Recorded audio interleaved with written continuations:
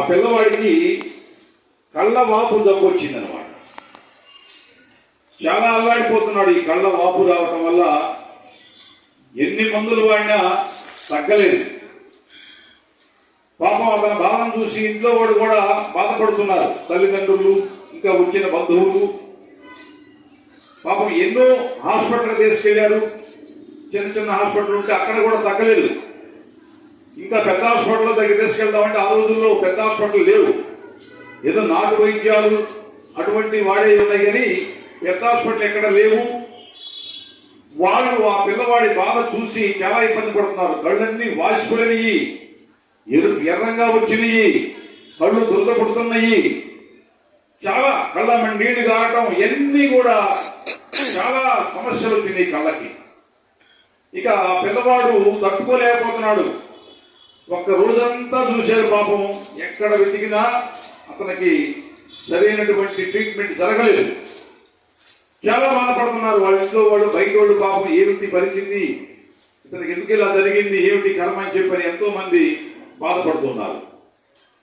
అయితే ఇది జరిగిందంతా కూడా షిరిడీకి పక్కనే ఊరే, దూరం కూడా కాదు, షిరిడీకి అంత దగ్గరలోనే.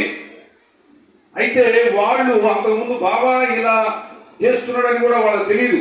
ఇలా డబ్బులు తగ్గిస్తున్నాడు, మనం కూడా పోదామని తెలియదు. పాపం ఎవరో అనుకోకుండా వాళ్ళ ఇంటికి వచ్చి పరిస్థితిని చూసి అప్పుడు చెప్పారు, ఎక్కడ పోయేందుకు మన షిరిడీలోనే సాయినాథుడు సకల వ్యాధులు తగ్గిస్తున్నాడు, ఎటువంటి సమస్యలు లేకుండా చూస్తున్నాడు, ఆయన పోయిన వాళ్ళందరూ కూడా ఎంతో ఆనందపరిచి పంపిస్తున్నాడు, ఆ సర్వ వ్యాధులను నయం చేస్తున్నాడు అని చెప్పని ఎవరో చెప్తే వాళ్ళు ఇక సరే మనం బాబాని గురించి ఇంత మంచిగా చెప్పారు, ఇక మనం ఎక్కడికి పోయిన అవకాశం లేదు కాబట్టి బాబా దగ్గరికి వెళదామని చెప్పని సాయినాథుడి దగ్గరికి చేసుకొచ్చారు ఆ పిల్లవాడిని.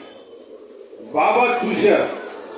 చూసిన తర్వాత బాబా ఏం చేశాడంటే నల్ల జీడి గింజలు బాగా మెత్తగా నూరి అంత ముద్దలుగా తయారు చేసి అవి అతని ఆ అబ్బాయి కళ్ళల్లో పెట్టి కట్టి పంపించేశాడు. ఇంకేమి పర్వాలేదు, మీకు త్వరగా తగ్గిపోతుందని చెప్పని పంపించాడు. వాళ్ళు ఇళ్ళకి వెళ్ళిపోయారు.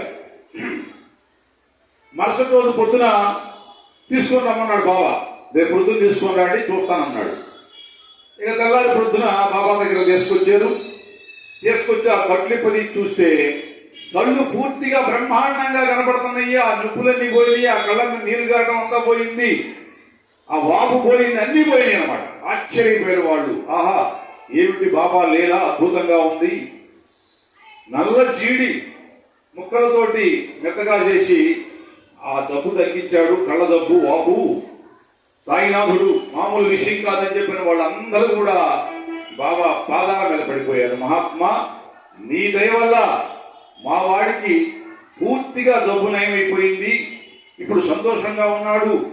ఆ 2 రోజులు మేము చూడలేకపోయాం, ఎంతో బాధపడ్డాము అని చెప్పిన వాళ్ళందరూ కూడా ఆయనకి నమస్కారం చేసుకొని బాబాకి దక్షిణ ఇచ్చి వాళ్ళు అప్పుడప్పుడు సాయి సన్నిధికి రావటం, వాళ్ళు కూడా సేవా కార్యక్రమాలు చేయడం జరిగింది. ఈ విషయము చుట్టుపక్కల అందరికీ తెలిసిపోయింది అనమాట. కొన్ని ఊళ్ళకి, షిరిడీలోనే కాకుండా పక్కన పల్లెటూళ్ళే కాకుండా ఇంకా కొన్నాళ్ళు తెలిసిపోయింది, సాయినాథుడు సకల వ్యాధులు నయం చేస్తున్నాడు అని చెప్పని వాళ్ళు కూడా తెలుసుకొని ఎవరికైనా తెలియకపోతే ఏదన్నా జబ్బులు వస్తే తెలియపరుస్తూ ఉన్నారు.